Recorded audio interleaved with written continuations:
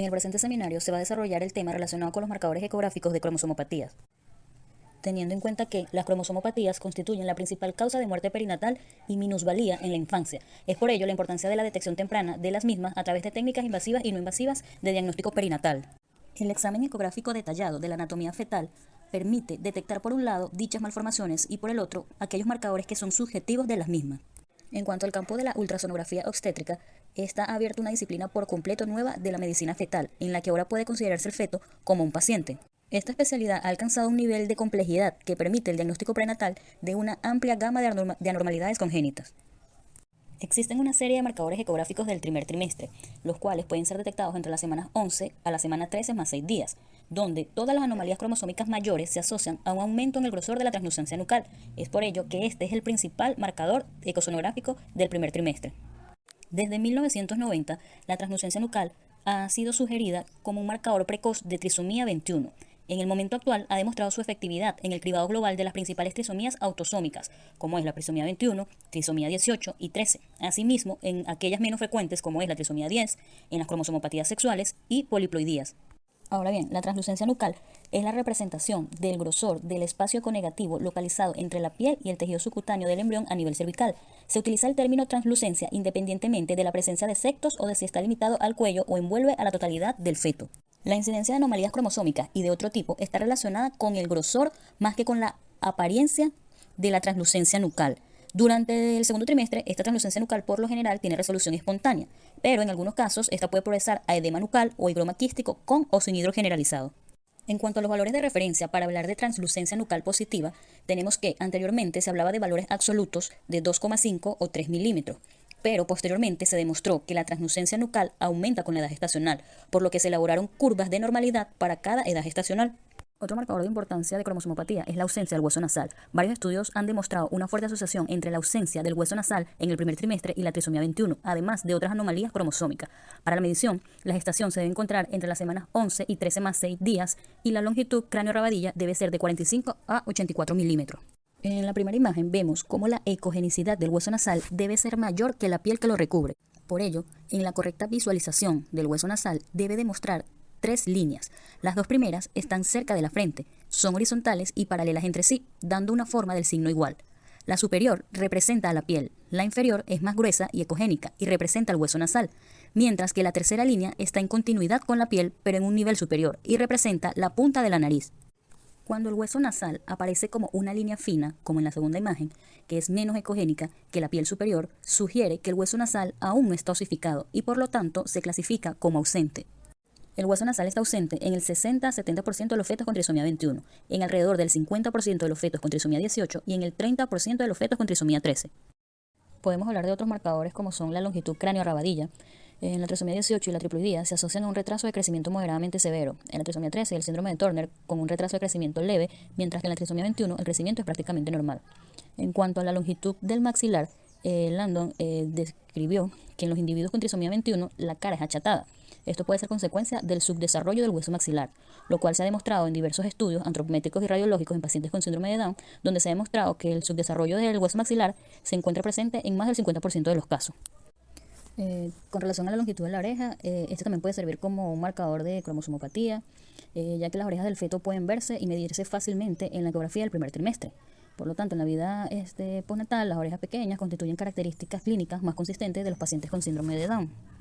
La arteria umbilical única también puede ser utilizada como marcador ecográfico de cromosomopatía, ya que la arteria umbilical única es encontrada en alrededor del 1% de los partos. Está relacionada con malformaciones de todos los órganos principales y anomalías cromosómicas. En el primer trimestre, las arterias umbilicales pueden visualizarse mediante el Doppler color a ambos lados de la vejiga y en continuidad con la inserción del cordón umbilical en un corte transversal y oblicuo a nivel del abdomen inferior del feto. Entre las semanas 11 y 13 más 6 días, la arteria umbilical única se encuentra en alrededor del 3% de los fetos cromosómicamente normales y se ha evidenciado en el 80% de los fetos con trisomía 18. Otro marcador de cromosomopatías del primer trimestre es el Doppler del ductus venoso. El ductus venoso es un vaso pequeño que conecta la porción intraabdominal de la vena umbilical a la vena cava inferior. Este ductus es un shunt único que dirige sangre oxigenada desde la vena umbilical hacia la circulación coronaria y cerebral gracias a un paso preferencial de sangre hacia la aurícula izquierda a través del foramen oval. La onda de velocidad del flujo del ductus venoso, la cual puede ser medida a través del ecodoppler, tiene una forma característica, con una alta velocidad durante la sístole ventricular y la diástole ventricular, y un flujo positivo o hacia adelante durante la sístole auricular. Eso es lo normal.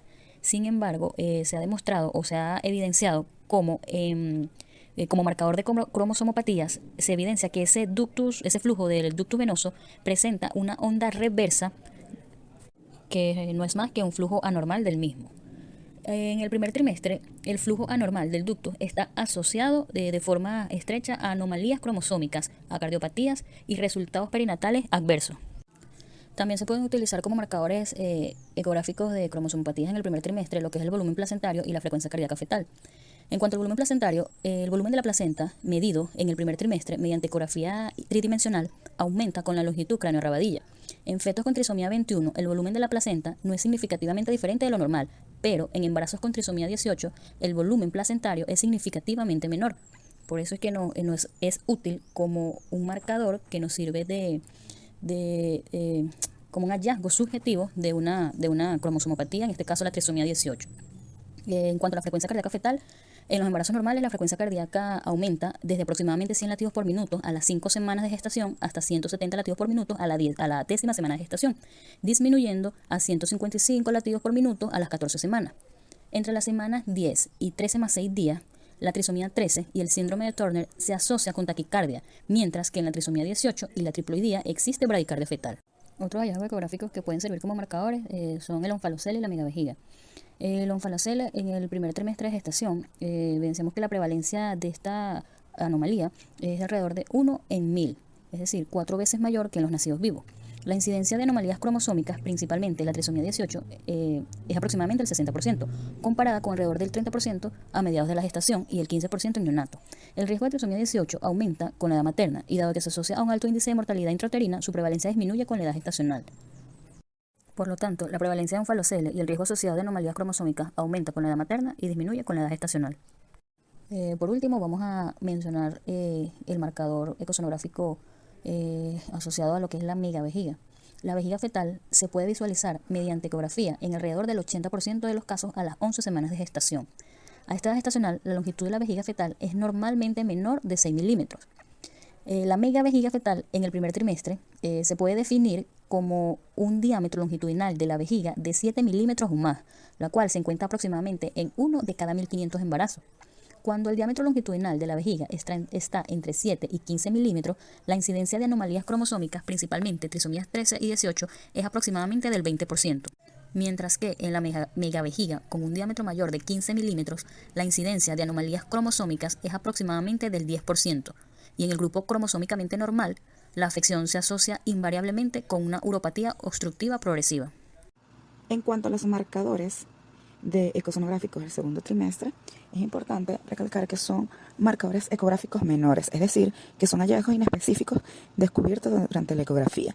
Estos generalmente son transitorios, variantes de la normalidad y no están asociados a anomalías estructurales per se.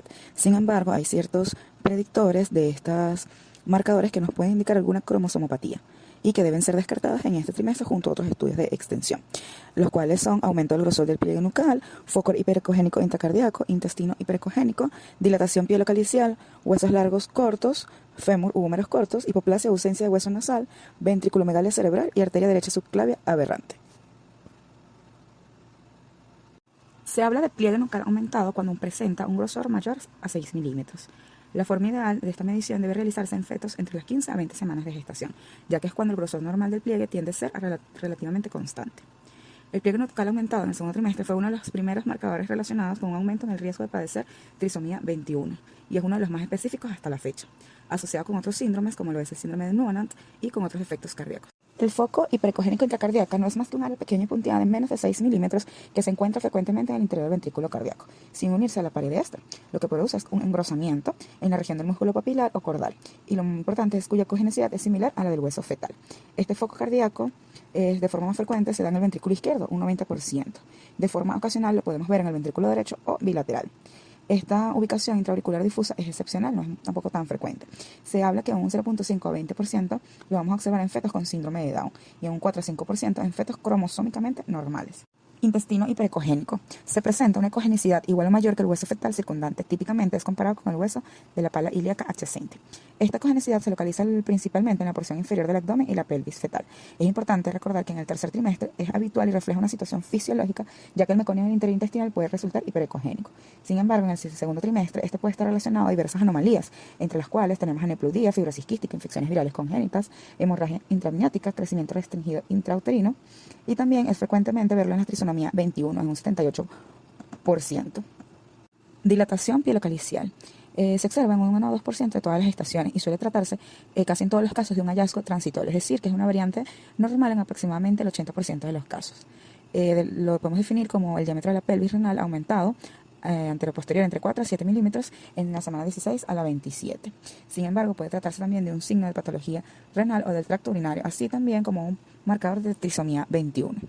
Hay que destacar que la dilatación pielocalicial también podría estar causada por otras entidades, como reflujo vesicoureteral, obstrucción de la unión uretropélvica, obstrucción de la unión uretrovesical, riñones displásicos multiquísticos o valvas de uretra posterior. Huesos cortos. La presencia de fémur o húmero corto se asocia a la presencia de aneuploidías.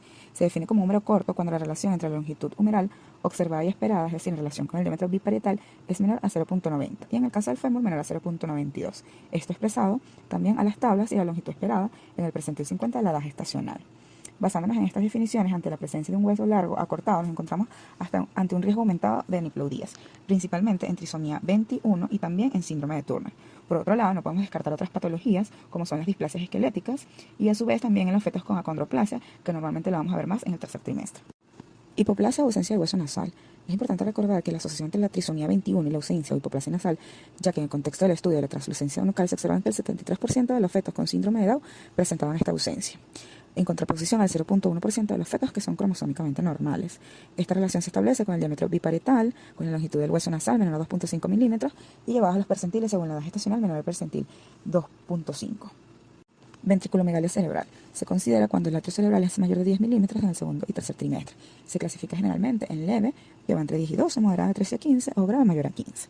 La leve moderada se observa entre el 4 a 13% de los fetos con trisomía 21 y en el 0.1 a 0.4% de los euploides. Quiste de los plexos coroideos.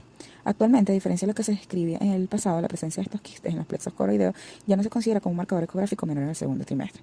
Igual lo podemos definir como pequeñas áreas sonolescentes bien delimitadas en el interior de estos mismos plexos.